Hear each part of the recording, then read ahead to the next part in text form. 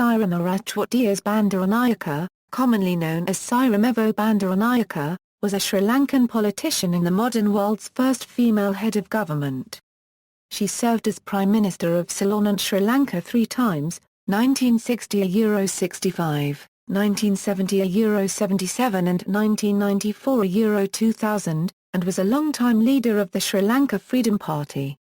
Bandaranaike was the widow of a previous Sri Lankan Prime Minister, Solomon Bandaranaike, and the mother of Sri Lanka's 4th Executive President, Chandrika Kumaratunga, as well as Anura Bandaranaike, former Speaker and Cabinet Minister. Early life: Sirimavo Bandaranaike was born on April 17, 1916, as Sirima Ratwatte to a prominent Radala family, who were descended from Ratwatte Disor Matale, a signatory on behalf of the Sinhalese to the Kandyan Convention of 1815. Born to Barnes Ratwatte, Disor of Sabaragamua and Rosalind Manooralatan Kumarami of Manooralatan Walloya, Balangoda, she was the eldest of 6, with 4 brothers and 1 sister. Her father was member of the State Council and the Senate of Ceylon. Her brothers were Justice Barnes Ratwatte II, Dr. Savali Ratwatte, Dr. Maki Ratwatte and Clifford Ratwatte, former Member of Parliament for Balangoda and Chairman of the State Plantations and Sri Lanka Tea Board. Her youngest sister Patsy Ratwatte was married to Colonel Edward James Divitatwala, who established the Central Command of the Ceylon Army. Bandaranaike was educated at St. Bridget's Convent, Colombo, but was a practicing Buddhist. In 1940 she married Solomon West Ridgway Dias Bandaranaike, a member of the State Council and son of Sir Solomon Dias Bandaranaike, the Mahamudalaya. They had 3 children, Sunathra, Chandrika, and Anura. Political career. Husband's premiership. Her husband Solomon was a founding member of the United National Party in 1946 and was elected to the House of Representatives in the first elections of the Dominion of Ceylon in 1947. Breaking away from the UNP, he went on to form the Sri Lanka Freedom Party and became its leader. A coalition led by the SLFP won a majority in the House of Representatives in 1956 general election and Solomon became Prime Minister.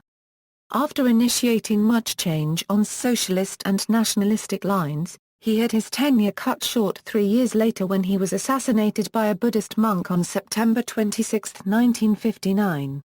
The assassination created a power vacuum, due to Solomon's likely successor C.P. de Silva being gravely ill and in London for treatment at the time. Ijananda Dayanaike, Minister of Education, was appointed caretaker Prime Minister. Turmoil in the government followed as Dayanaike sacked and appointed ministers. This led to a defeat of the SLFP in the March 1960 elections. First term. During this time Sirimavo was brought forward as legitimate successor to her husband's party leadership and she entered politics. In 1960 MP Dezoisa Jna stepped down from his seat in the Senate, paving the way for Sirimavo to be appointed as a member of the Senate from the SLFP. She led her party to win the July 1960 elections on the pledge to continue her husband's policies, notably the Sinhala-only Act, and to proceed with repatriation of the estate Tamils to India. On July 21, 1960, as a senator she became Prime Minister, thus becoming the first female Prime Minister in the world. Known to her fellow Sri Lankans as Mrs. B, she could skillfully use popular emotion to boost her support, frequently bursting into tears as she pledged to continue her assassinated husband's policies. Her opponents and critics called her the Weeping Widow, saying she got herself nominated as senator and made head of her husband's party after his death by making capital out of his death, going around to different villages and weeping over their children. Bandaranaike was a socialist who continued her husband's policies of nationalizing key sectors of the economy, such as banking and insurance, and also nationalizing all schools then owned by the Roman Catholic Church in 1961. Bandaranaike was on a roller coaster ride from the moment she took office. Within a year of her 1960 election victory she declared a state of emergency. This followed a civil disobedience campaign by part of the country's minority Tamil population who were outraged by her decision to drop English as an official language and her order to conduct all government business in Sinhala, the language of the majority Sinhalese. This they considered a highly discriminatory act and an attempt to deny Tamils access to all official posts and the law. This led to an increase in Tamil militancy which escalated under succeeding administrations. Further problems arose with the state takeover of foreign businesses, particularly petroleum companies, which upset the United States and Britain. They ended aid to Sri Lanka. As a result, Bandaranaike moved her country closer to China and the Soviet Union and championed a policy of non-alignment.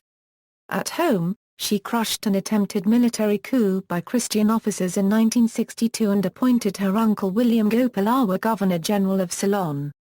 In 1964, she entered into a historic coalition with the Marxist Lanka Sama Samajar Party. At the end of 1964, she lost a vote of confidence. The SLFP coalition was defeated in the 1965 elections, ending her first term as Prime Minister.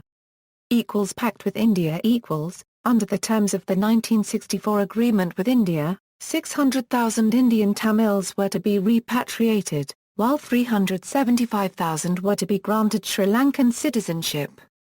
By October 31, 1981, when the two countries were to have settled this issue, India had taken more than 300,000 persons as repatriates. Sri Lanka had granted citizenship to over 185,000 plus over 62,000 post-1964 offspring. Over 207,000 Indian Tamils in Sri Lanka before 1964, plus nearly 45,000 offspring, were granted Indian citizenship but still awaited repatriation. In the wake of the July 1983 anti-Tamil violence, some in this latter group are being processed for repatriation or have emigrated to India. With the lapse of the 1964 agreement, India declined to consider any more applications for citizenship. The government of Sri Lanka believes that the 1964 pact remains in force until the citizenship cases and permanent residence of all Indian Tamils covered by the pact have been settled. The All-Party Conference has agreed that the government should grant Sri Lankan citizenship to stateless Indian Tamils who did not apply for Indian citizenship and were not granted Sri Lankan citizenship under the 1964 agreement. Second term she regained power after the United Front coalition won the 1970 elections with a large majority.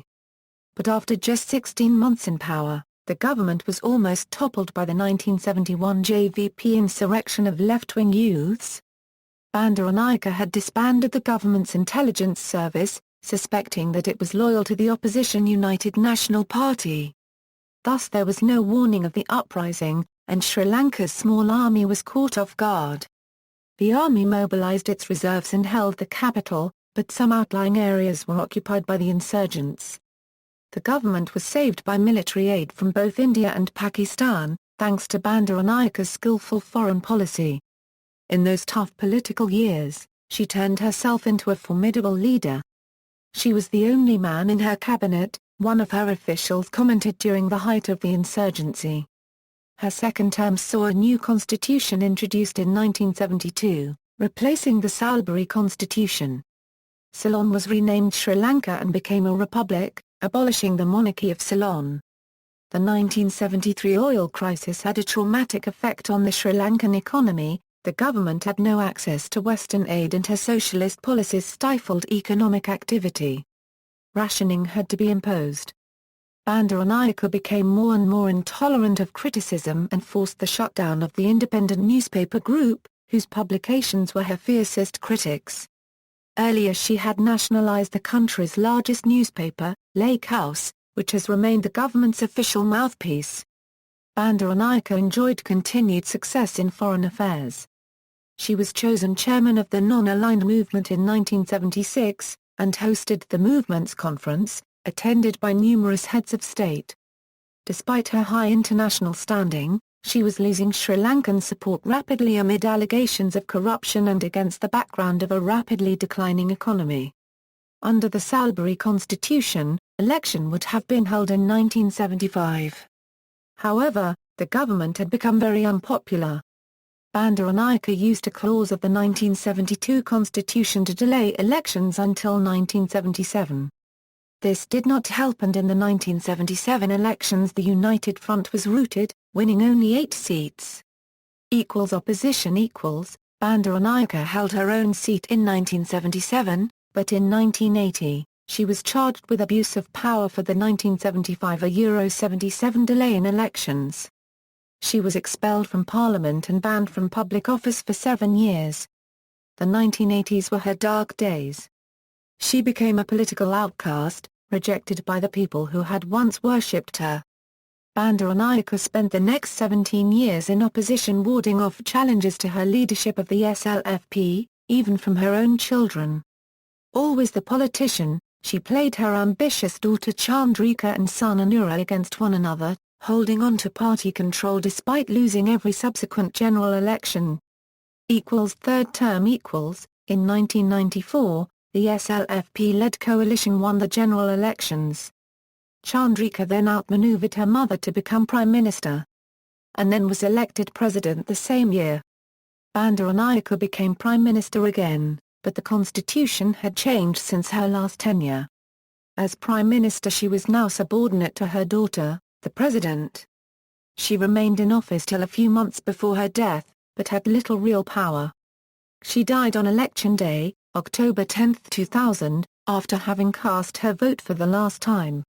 See also, List of political families in Sri Lanka, attempted military coup in Ceylon, 1962, Bandaranaike family, scarred, to ruled Sirimavo Bandaranaike. Women of Power, Half a Century of Female Presidents and Prime Ministers, Bristol, Policy Press. ISBN 978-1-44731-578-0. References. External links: The Ratwatte Ancestry, The Bandaranaike Ancestry, Golden Memories of a Political Prodigy, website of the Parliament of Sri Lanka, New York Times. Sirimavo Bandaranaike of Sri Lanka dies at 84. First woman Premier, Sirimavo Bandaranaike.